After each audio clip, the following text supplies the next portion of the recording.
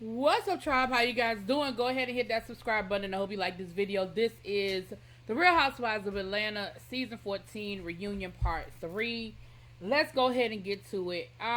We started off, we still talking to Anthony. They just kind of showing us what we saw last week with Anthony. And at the end of the day, child, Anthony lied. Anthony's a liar. He's a clout chaser. And he going to say whatever he need to say to whoever he talking to dispel what he said about the last person. When, listen, I don't even understand why we're entertaining him. Like, clearly he's a liar. And he admitted that he lied about Ralph being gay. Drew still act like she didn't hear that. I don't understand, but whatever, child. They talked about Fatum going too far with the background check. You know, we found out that Drew was doing all this talking about Sheree not paying. But come to find out, some chef was going around Atlanta saying that Drew and Ralph owe them money, and they were trying to reach out to the other ladies on the show to see if they could help them get their money. Now, I don't know what they thought talking to Sonya and them was going to do, but okay, girl. Okay. They all agreed that Fatum went too far with the background check. And Sheree was like, well, I mean, I didn't do it. I don't know what you're talking about. And they were like, but that was your friend. Like, you could have told her, girl, that's too much. You went too far. You did too much. Which, of course, we know we didn't see her check Fatum, you know, in the moment. But I ain't seen nobody else check her either. So, I mean, I understand that she wasn't your friend. But I ain't seen none of y'all check her either. But anyway.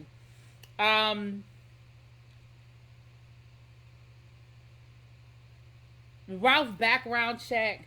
She was like, well, Ralph was a junior. And they were like, but girl, they were totally different names. They were aliases under his name. Listen, my father and my brother was a junior. And even to this day, my brother has been deceased for a very long time at this point. And we still get mail to the house sometime. I mean, I remember jury summons getting mixed up. I remember tickets getting mixed up because of the junior, senior. I ain't never remember no whole different name. I ain't remember no whole different name coming. And even she tried to talk about some, well, you know, his father's wife's name is Darlene, and we thought maybe that was the woman. Girl, stop it. Like, Drew, you'll be making some headway and you'll be making some good points, and then you'll mess it up with something like this. Child, everybody was already on your side. You didn't need to go no further. Andy didn't ask you for all of that. All you had to, everybody agreed that Fatum went too far and that Sheree should have checked her. Girl, take the win. But you kept talking and then it made you look stupid all over again. Girl. The guys came out and the first question they brought up was about Ross and the argument and being aggressive. They asked Ross, did he think that, you know, how did he feel about what Kenya said about him being aggressive? And he was like, you know, in the moment, you know, I was just protecting my wife. I was defending my wife, you know. In the playback, you know, I still don't feel like I was being aggressive, but I could, you know, I understand where she was coming from. And then Kenya said, listen, I just want you to know, I never felt in danger. I never felt like you were going to do anything to us. I never felt like that, you know, so it was never about that. It was just, you know, you was doing a lot, you know. And he was like, I appreciate that. And I can appreciate that too, because again, it's the things, it's the underlining implication of things. When you call a man aggressive, that underlining impression of the aggression word is that I was in fear of. I felt in danger. I felt like, you know, my safety was at risk. And so I appreciate that Kenya did say that and cleared up that she didn't feel like he was going to hurt her. But it was just a lot, you know. Candy and Todd, listen, let me tell y'all something. And y'all ain't gonna like this. Y'all ain't gonna like what I'm getting ready to say. Lord, y'all ain't gonna like what I'm getting ready to say. Let me say this. Y'all are always quick to act like Andy don't press out the white housewives and that he presses the black housewives and he don't let them get away with nothing, but he lets all of everybody else get away with everything. Let me say this. That's not true. Because some of these questions They asked the question, and these people never answered the question. For example, they asked Todd, they gave Todd a very specific question about why does he make Kayla struggle when Riley doesn't really have to struggle that hard? Why is he so hard on her? Why, does he think that's really necessary? Todd's answer was, well, we come from the Bronx and we were just raised different, and my daughter is going to appreciate how hard I am on her later on, and she's doing really well right now. Sir, that does not answer the question. And Andy kept rolling as if the question had been answered. I was like, that didn't answer the question. The question was why. You being from the Bronx ain't the answer, bruh. Because you ain't been from the Bronx in a long time. And your money different. Anyway, it was a couple of times where questions were asked, and I felt like the answers were very evasive and very softball. And I was like, but we never answered. You didn't answer that. Okay, then. So I don't want y'all talking again about, he let the White Housewives get away with it. Child, he let everybody get away with it when he feel like it. When he feels like it. Now, there are times when he don't, but when he feel like it, he do. Moving on.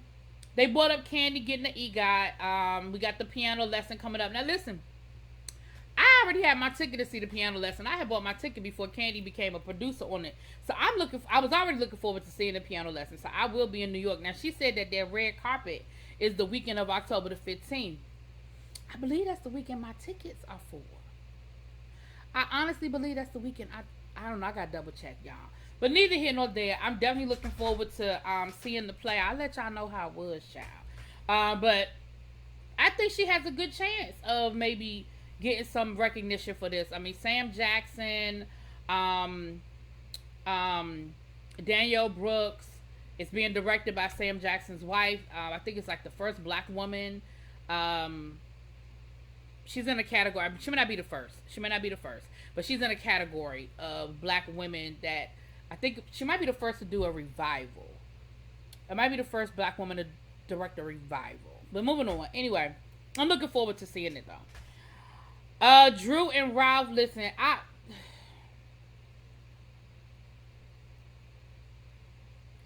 don't really have nothing else to say about Drew and Ralph. I feel like Drew and Ralph gonna be Drew and Ralph. Like, I feel like he's still gaslighting her, and I feel like she's still going along with it. They asked him about the book, and they were like, well, how do you think it feels like your wife didn't know about you writing this book? And he gonna say, well, no, I told her about it. She was like, She said, you told me after you got the book deal. Like, I didn't even know you were shopping a book deal. Like, when you got the deal, you took me out and we celebrated, but I didn't even know nothing about it.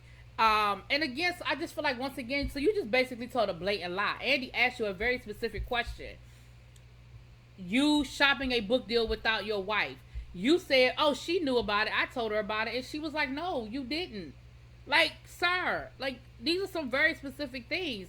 Then he talked about, well, everybody coming down on me about not adopting Josiah, but there are 3 specific reasons to adopt a child. He was like, number 1, da-da-da-da-da-da. Number 2, da-da-da-da-da-da. Number 3,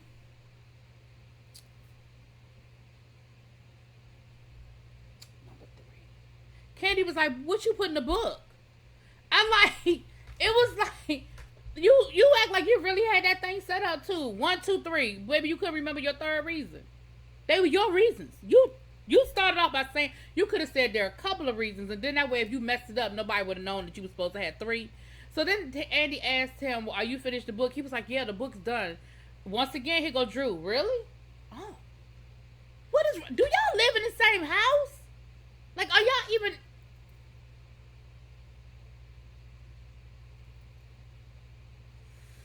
They brought up the whole argument with Ralph and Kenya.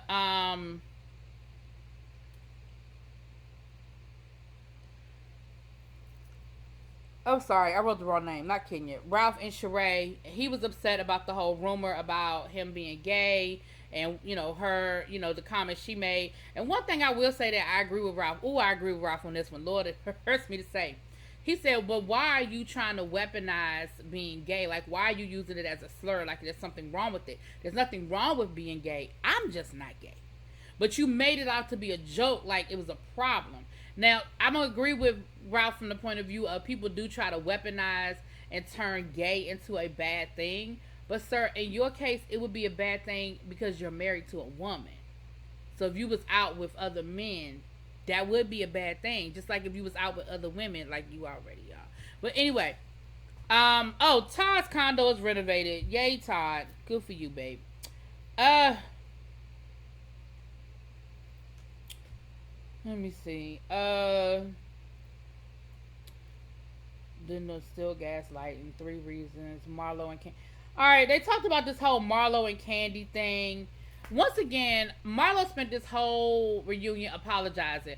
Every time they brought up something that she said during the season, well, I told you guys, I just get really reckless at the mouth. I told you guys, when I get angry, I just say whatever, and I have to do better with that, and I apologize, and I'm sorry. Somebody got in her ear and was like, girl, you done pissed off Kenya, you done pissed off Candy, and if they don't want to film with you next year, you in trouble, okay? You are in trouble, because you done befriended Sonya, but hell, we don't know Sonya gonna get a second season. You cool with Sheree, but shit, after this disaster with She by Sheree, I don't know if you're gonna get another season, child. But Sheree is the Phoenix child. She just keep coming back. She just keep on rising. And Drew, you don't even get along with Drew, so I don't know. But you spent a lot of time apologizing this part of the episode, this part of the reunion. So they brought up the whole worldwide thing, and she tried to explain what she meant about worldwide. She said Candy is worldwide, but what I mean is there are just certain rooms that I can get into that Candy can't.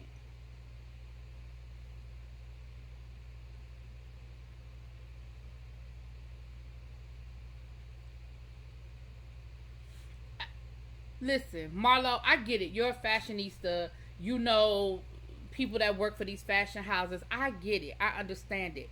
But do you understand that if Candy makes a phone call and says, and Kenya said this, if Candy walks into Chanel, she's going to be taken into the back room. If Candy walks into Gucci, she's going into the back room. If Candy walks into a store that doesn't have a back room, guess what they're going to do? They're going to close the store. If she so desires. I'm not understanding what rooms you going to get. She said, well, Candy's more hip-hop. More hip-hop? You mean R&B? Girl, go sit down somewhere, Marlo. Because, again, you trying to explain it really did not help. Because at the end of the day, I'm not going to say there isn't any room that Candy can't get into, but show me a room that Marlo Hampton ass can get into that Candy can't. I really need to know what room that is, and I need to know what the room is about, okay? Please.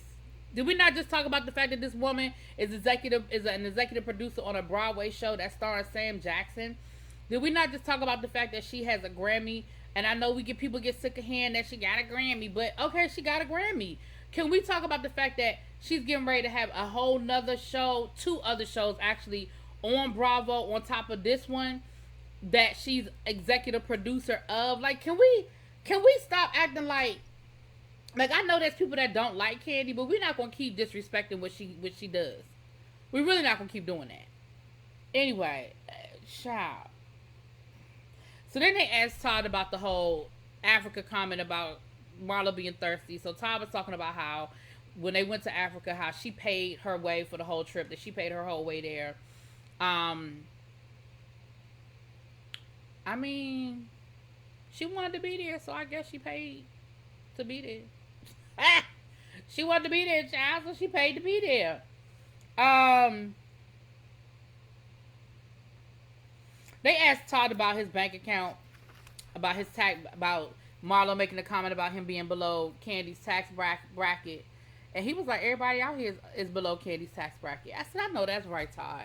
They say except for Andy. And that's probably true except for Andy. But everybody else on that stage. Child, then finally they had the treat that came out was She by Sheree. And once again, she talking about how it was going to be ready to launch. But shit, we know how that turned out, child. We know how She by Sheree launch turned out. But anyway, they got free t-shirts, hats, and sweatshirts, child. Good for them. Because that's probably the only She by Sheree shit y'all going to ever see. Anyway, the funniest thing that was said all night was when Ralph, Sheree, and Drew was going at it. And Drew said, girl, go on back to she not done by Sheree. No, she not done still. I thought it was hilarious. That was the funniest thing all night for me. She not done still. I thought that was funny. Anyway, I'll talk to y'all later. Peace.